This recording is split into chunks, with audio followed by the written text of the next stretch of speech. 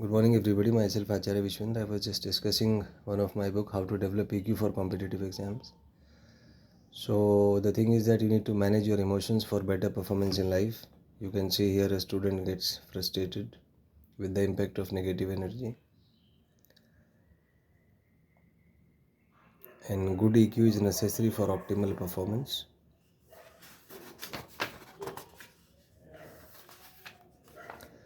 Let's start with chapter 2, which is the process.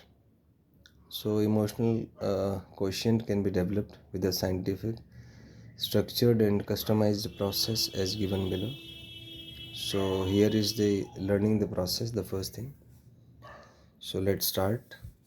So the starting thing is just start solving MCQs, because I assume you are a student preparing for competitive exams. So for you the best way is to deal with the real situation, and the situation for you is when you will try to solve question, you will feel emotional conflicts. So you should start with that. You should prepare yourself, you should stimulate yourself in that environment, so that there is use of this book as per your result is concerned. So start solving question and observe your emotions with an unbiased and silent mind. Emotions will follow a pattern. Observe the pattern and optimize it for optimal results. So questions are like this. You need to answer certain questions, certain options on them. Then there will be a pattern of emotions. You'll feel excitement, anxiety, depression, positive, negative feelings. So just observe the pattern. So the complete emotional pattern is first is a state of unstable thoughts. So when you will start solving question, you will be having a lot of thoughts, different ways. You don't know how to proceed, but you will be trapped in a chain of thoughts. So that is the first reaction of the mind-brain system, which is of unstable thoughts interval. Next is thoughts came from the mind, and mind has got three levels: the conscious, preconscious, and the subconscious mind. Now student generally become frustrated due to unstable thoughts, so he is like that.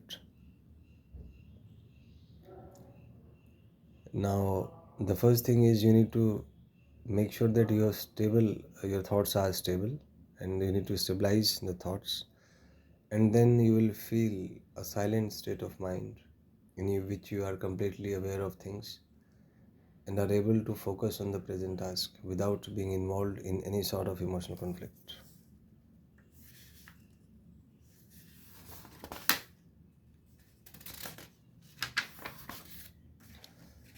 Next is analysis of the question. You need to analyze that the question belong to what chapter, which topic, which subtopic, and which fact of the subtopic will be used over here.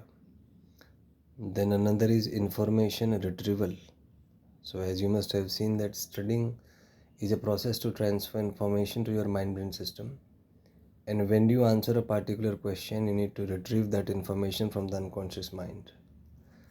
So for that we have a multi-store model which was given by Atkinson and Schifrin, according to whom from the external environment that we get environmental input, which is fed to the sensory input and which gets to the sensory memory. Information from the sensory memory goes to the short-term memory, and from the short-term memory to the long-term memory, and there is always exchange of information between these memories as and when required in life.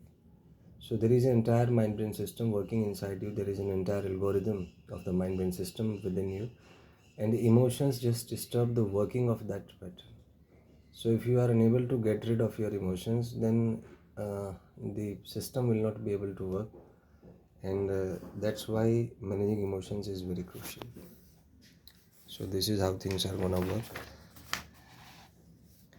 Now there is a very important process which is memory retrieval. So memory retrieval is very important, as any questions asked in any exam is based on certain information which was fed to you when you were studying.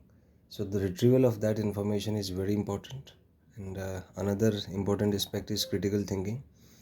So you need to use the process of critical thinking. For that I have given a question that a particle is moving along x-axis with a velocity 10 meter per second. Acceleration is 2 meter per second square. Then find the velocity of particle at t is equal to 5 seconds. So how you are going to solve is ask yourself what is the relation between velocity and acceleration. It is the thinking process here. Next is you have to search for the relevant information. The information that you will get is v is equal to u plus at. That is information retrieval from the permanent memory. Then you need to do calculation. V is equal to u plus at. Solving this you will get 20, the calculation process. So you have seen that solving any question require information and process, and apart from that energy or the emotion also.